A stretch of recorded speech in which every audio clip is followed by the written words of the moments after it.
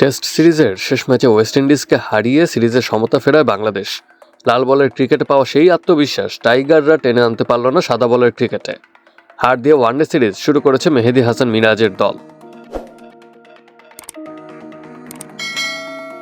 Saint কিটসে toss জিতে আগে bat করতে নেমে নির্ধারিত 50 ওভারে 6 উইকেট হারিয়ে 294 রান সংগ্রহ করে বাংলাদেশ।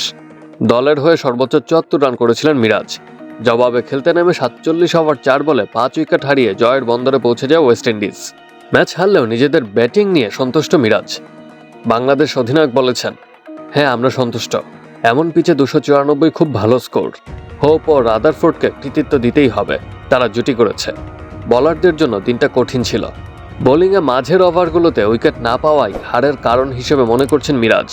তিনি বলেন, আমরা ভালো শুরু করেছিলাম, বিশেষ করে নাহিদ, তানজিম ও তাসকিন, ওরা খুব ভালো বোলিং করেছে, কিন্তু এরপর মাঝের ওভারগুলোয় আমরা ভালো বোলিং করতে পারিনি, উইকেট পাইনি।